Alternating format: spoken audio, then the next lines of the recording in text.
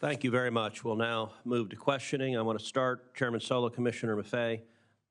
Are you aware of allegations from some vessel operators of disparate treatment, such as sweetheart deals or favorable rebates by Panama for canal transits?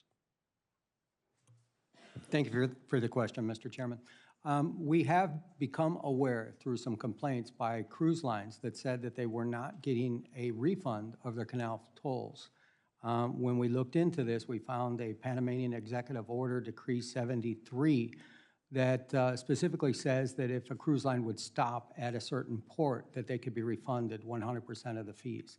And as far as I know, that's the only instance where that exists. Yep, we continue to look into it, but the cruise ships is the one area where we have found something that would fit that bill, I think, Chairman. Some press coverage says the Panama Canal is nominally independent, even though it provides a large share of the Panamanian government's revenue. Chairman Sola, briefly, can you describe how the FMC views the Canal Authority and the Panamanian government? Are they distinct entities or a single foreign government apparatus that controls the Panama Canal? Mr. Chairman, our law is clear. It comes from the Merchant Marine Act of 1920 that there's only one entity. And in addition to that, our predecessor at the Federal Maritime Commission was the U.S. Shipping Board, was formed in 1916 in direct result of the Panama Canal.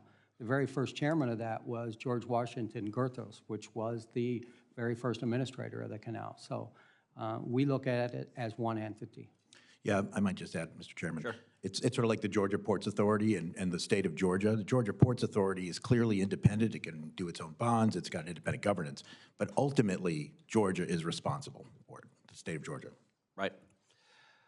So Panama was the very first Latin American country to join China's Belt and Road Initiative. And right now, China is building a fourth bridge across the Panama Canal for car traffic and light rail.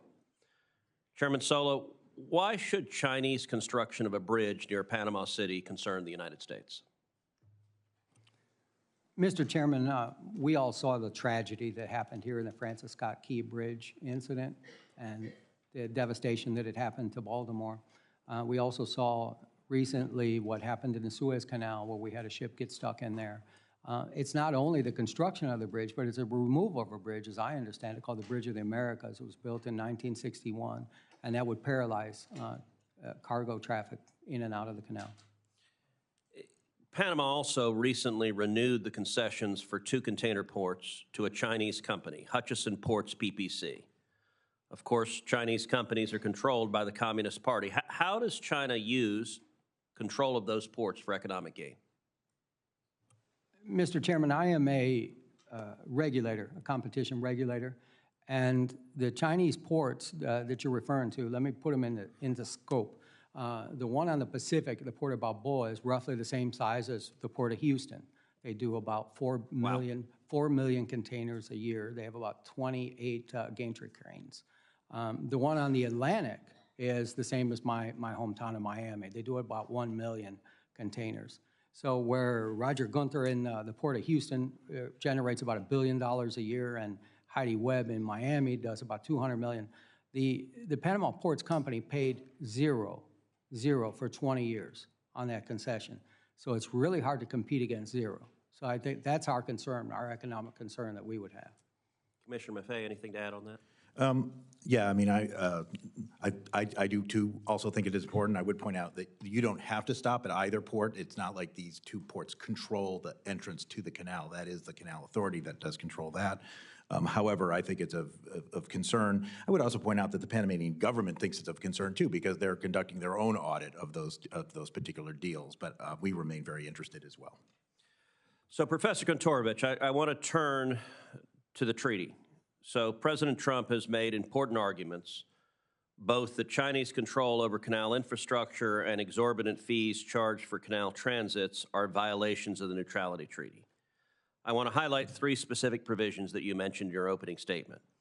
Article 4 of the Neutrality Treaty requires both the United States and Panama to establish and maintain, quote, a regime of neutrality.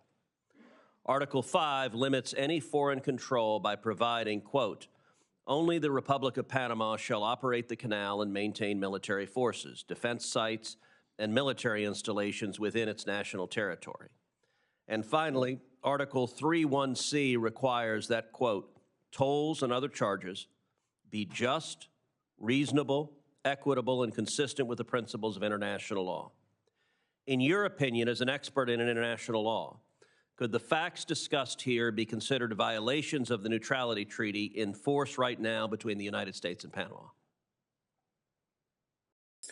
So I think, Senator, I think potentially they could, but it's impossible to say definitively without knowing more, in particular about the degree of Chinese control and involvement in these companies. I think it's important to note that these port operation companies that operate the ports on both sides, when they received their first contract, it was just a few months before Hong Kong was handed over to China. In other words, they received them as British companies, sort of very oddly, just a few months before the handover.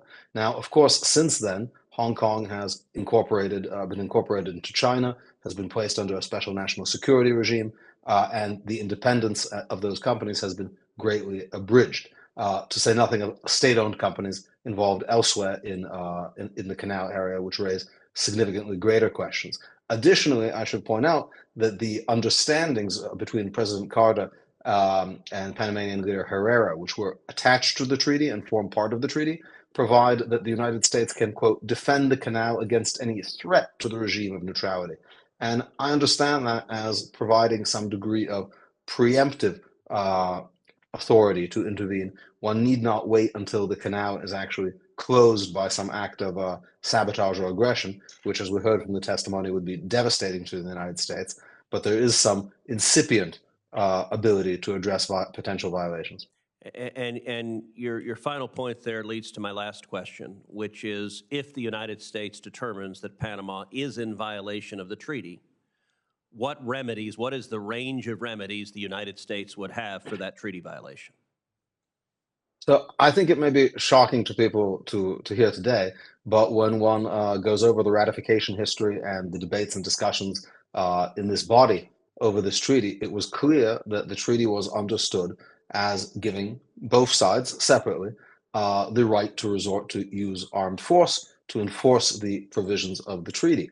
And it's not so surprising when one understands that the United States made an extraordinary concession to Panama by transferring this canal, which the United States built at great expense and maintained and operated, to Panama gratis. And in exchange, it received a kind of limitation, a permanent limitation on Panamanian sovereignty, that Panama agreed that the United States could enforce this regime of neutrality by force. Now, of course, armed force should never be the first recourse for any kind of international dispute and should not be arrived at sort of rashly or before negotiations and other kinds of good offices are exhausted. But it's quite clear that the treaty contemplates that as a remedy for violations. Thank you very much. Ranking Member Cantwell.